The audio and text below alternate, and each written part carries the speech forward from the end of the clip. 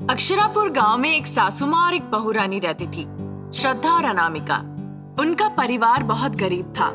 एक जमाने में वो अमीर हुआ करते थे। उनके रिश्तेदार ने भी उन्हें धोखा दे दिया।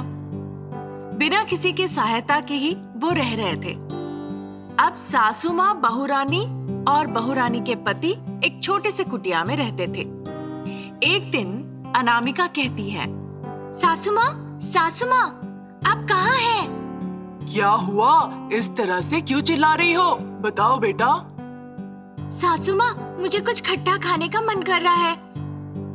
इस तरह से बहू ने कहा। बहू की बातें सुनकर सासू माँ कहती है, इसका मतलब तुम माँ बनने जा रही हो? हे भगवान, ये क्या हो गया? ये कहकर सासू माँ रोने लगी। फिर अनामिका आश्चर्य होके कहती है, सासू माँ, इतनी अच्छी खबर सुनने के बाद मुझे ये नहीं समझ में आ रहा आप दुखी क्यों हो रही हैं? अब दुखी ना होकर क्या कर सकती हूँ अनामिका? पहले से ही हमारी परिस्थिति अच्छी नहीं है। अगर फिर बच्चे आए तो पता नहीं हमारी परिस्थिति और कैसी होगी। मैं काफी डरी हुई हूँ। एक दिन अगर हम ना खाना खाए तो चलेगा, पर वक्त वक्त पर बच्चे को दूध पिलाना होगा और साथ ही तुम्हें भी प्रोटीन युक्त आहार लेना होगा। हमारी इतनी हैसियत नहीं है, इसीलिए मैं रो रही हूँ अनामिका। बताओ क्या करूँ? अरे माँ जी, मत रोइए, हम बच्चे को अबॉर्शन करा देंगे, आप चिंता ना करें। तुम ऐसा क्यों कह रही हो? नहीं, ऐसा मत करो। कोख के अंदर बच्चे को मारने का हमारा कोई अधिकार नहीं है, चाहे फायदा हो या नुकसान। अब हमें ये बर्दाश्त करना ही पड़ेगा, बाकी सब ऊपर वाले की मर्जी। ऐसा सासू माँ ने कहा। यही बात जाके अनामिका अपने पति से कहती है।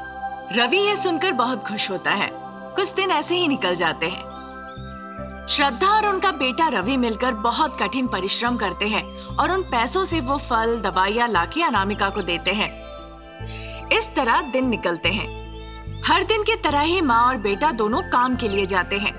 एक दिन एक कार आके उन दोनों को ठोक देती है। इस वजह से उन दोनों के पैर में चोट लगती है और उन्हें अस्पताल में भर्ती होना पड़ता है। क्योंकि वो सरकारी अस्पताल था, इसीलिए ज्यादा पैसा ना खर्च करके भी वहाँ उनकी इलाज हो जाती है। पर वो चल नहीं सकते। डॉक्टर साहब ने ऐसा कहा। ये सुनकर अनामिका काफी दुखी हो जाती है। कुछ दिन ऐसे ही निकल जाते हैं। दोनों बिस्तर में लेटे रहते हैं। सिर्फ अनामिका उन दोनों का ख्याल रखती है, पर परिवार चलाना बहुत मुश्किल हो जाता है। फिर अनामिका मन ही मन सोचती है, अब मैं क्या करूं? मेरे पेट में एक बच्चा है, मैं कोई काम भी नहीं कर सकती, पर घर चलाना बहुत मुश्किल हो रहा है। सासू माँ और पति के लिए मुझे कुछ ना कुछ काम करना ही पड़ेगा। मेरे पास उनके लिए दवाइयाँ खरीदने के भी पैसे नहीं। इस तरह वो मन ही मन सोची। फिर किसी को बिना बताए वो बाहर चली गई काम ढूंढने के लिए। एक बड़े से होटल में जाकर वो मालिक से कहने लगी, बाबू, क्या आप मुझे काम दे सकते हैं?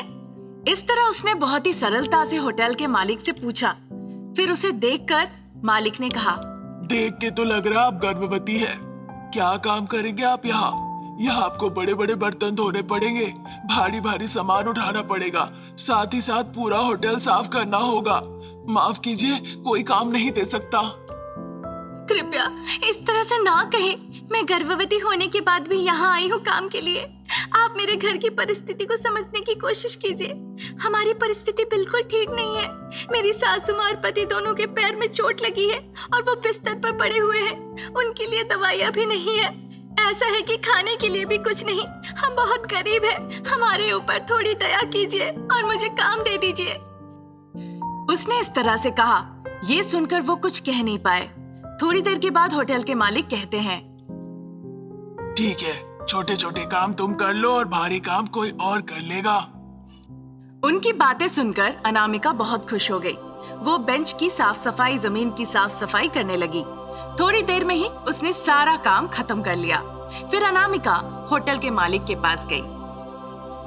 मालिक, आपने जैसा कहा था, सारा साफ सफाई का काम खत्म हो गया है, देख लीजिए। उसने इस तरह से कहा। फिर मालिक अंदर से खाना लाके दिए। ये खाना और पैसे ले जाओ। पूरे महीने के पैसे एक साथ ना दे के हर दिन पैसे दूंगा, ताकि उस पैसे का इस्तेमाल कर सको। ये कहकर उन्होंने पैसे दिए। पैसे लेकर अनामिका बहुत खुश हो गई। आपका बहुत बहुत धन्यवाद मालिक। आपकी ये सहायता मैं जिंदगी भर नहीं भूलूंगी, हमेशा याद रखूंगी मालिक। ये कहकर वो सीधा घर चली गई और फिर घर जाकर उन्हें खाना और दवाइयाँ दी। ये देखकर सासू माँ श्रद्धा ने कहा, बेटा अनामिका, ये खाना और दवाइयों के लिए पैसे कहाँ से मिले तुम्हें? अनामिका को कुछ समझ नहीं आ रहा था कि वो क्या कहेगी। फिर वो मन ही मन कहने लगी, हे भगवान, अब मैं इन्हें क्या कहूँ? अगर इन्हें पता चल गया कि मैं काम कर रही हूँ, वो मुझे बाहर जाने नहीं देंगे काम के लिए, और अगर मैं काम नहीं की तो हमारा परिवार कैसे चलेगा? इस तरह वो सोचकर दुखी हो गई। इस बीच श्रद्धा कहती है, अनामिका, मैं तुम्ही से पूछ रही हूँ, जवाब दो। उन्होंने बहुत ही नम्रता से पूछा, पर अनामिका समझ नहीं पा रही थी वो क्या कहेगी। वहाँ पे एक बड़े से जमींदार है, उनके बेटे का जन्मदिन है शायद, इसीलिए वो पैसे और खाना बांट रहे थे गरीबों में। उन पैसों से मैं दवाइयाँ और खाना लेकर आई हूँ आपके लिए। देखा तुमने अनामिका, ईश्वर कहीं और नहीं, हमारे बीच में ही है। उन्हें पता चल गया कि हम मुसीबत में हैं, इसीलिए उन्होंने उस सज्जन को भेजा हमें सहायता करने के लिए। फिर अनामिका ने भी सासू माँ के बातों पर हाँ कह दिया। वो दिन वैसे ही खत्म हो गया। दूसरे दिन फिर अनामिका काम के लिए गई, खाना और पैसे दोनों ले आई, फिर आकर दूसरा कुछ बहाना बताई। इस तरह दिन निकल रहे थे। वो काम भी कर रही थी। एक दिन उस होटल के मालिक को दिल का दौरा पड़ा। उस वक्त वहां पर कोई नहीं था। जब अनामिका वहां गई, वो देखी मालिक जमीन पे पड़े हुए हैं। वो उन्हें तुरंत अस्पताल ले गई। डॉक्टर ने जांच करके अनामिका से कहा, उनके हार्ट के 3 वाल्व खराब हो चुके हैं, अभी तुरंत ऑपरेशन करना होगा, नहीं तो जान को खतरा है। ठीक है डॉक्टर, क्या मैं उनसे एक बार बात कर सकती हूँ? डॉक्टर साहब ने हाँ कहा। अनामिका अंदर गई। उन्हें देखकर मालिक कहते हैं, तुम ईश्वर के रूप में सही वक्त पे आई और मुझे बचा ली, नहीं तो मेरी जान चली जाती। डॉक्टर साहब ने क्या कहा?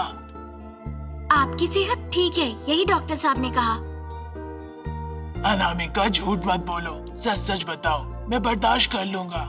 मैंने अपने आंखों के सामने अपनी पत्नी और बच्चे की एक्सीडेंट में जान जाते हुए देखा है। दिल मेरा मजबूत है, बताओ क्या हुआ?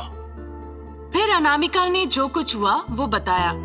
अच्छा, तो ये बात है अनामिका, आज तक मैंने किसी पर भरोसा नहीं किया, पर मैं तुम पर भरोसा करता हूँ। मैं तुम्हें चाबियां दे रहा हूँ। होटल में कलमीरा है, वहाँ पर पैसे हैं।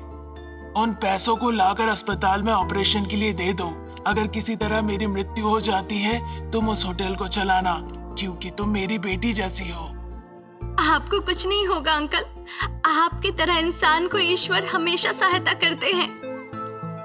ये कहकर वो रोने लगी। बाद में वो होटल में जाकर पैसे ले आए अलमारी से और लाकर अस्पताल में जमा कर दिया ऑपरेशन के लिए। फिर ऑपरेशन हुए, ऑपरेशन खत्म भी हो गया। अनामिका होटल के मालिक को और साथ ही साथ अपने पति और सासू माँ का भी बहुत अच्छे से देखभाल की। थोड़े दिनों के अंदर ही होटल के मालिक की सेहत ठीक हो गई। उन्होंने अनामिका को होटल चलाने के लिए दे दिया। वो होटल के साथ साथ अपने पति और सासू माँ का भी देखभाल करने लगी। जो पैसे होटल में मिलते थे, उनमें से कुछ पैसे वो अनामिका को दे देते थे। अनामिका अपने परिवार को बहुत अच्छे से चलाती थी। फिर अनामिका ने अपने पति और सासू माँ को सारी बातें बताई। ये सुनकर वो काफी दुखी हो गए, पर क्योंकि उनके पास कोई चारा नहीं था, इसीलिए चुपचाप रह गए। इसी तरह दिन निकलते गए। अनामिका मालिक का ख्याल रखती थी और मालिक अनामिका को अपनी बेटी की तरह देखते थे। अनामिका होटल भी देखती थी। कुछ दिनों के बाद उसे लेबर पेन हुआ और अनामिका ने एक पुत्री संतान को जन्म दिया। फिर होटल के मालिक ने उस होटल को बच्चे के नाम लिख दिया। ये जानकर अनामिका आश्चर्य हो गई। आपने ऐसा क्यों किया मालिक? अनामिका के इस बात पर उन्होंने कहा कि वो इस बच्ची को अपनी पोती की तरह देखते हैं। इस बात पर अनामिका कुछ जवाब नहीं दे पाई। फिर अनामिका होटल का देखभाल करती थी और मालिक को अपने पिता जैसे देखती थी। साथ ही साथ अपनी सासू माँ और पति का भी ख्याल रखती थी। वो बहुत परिश्रम करती थी और सब कुछ अच्छे से चलाती थी। अनामिका के इस तरह के परिश्रम और मेहनत को देखकर हर कोई बहुत खुश होता था। इस तरह अनामिका अपनी पूरी जिंदगी उनके सेवा में लगा दी।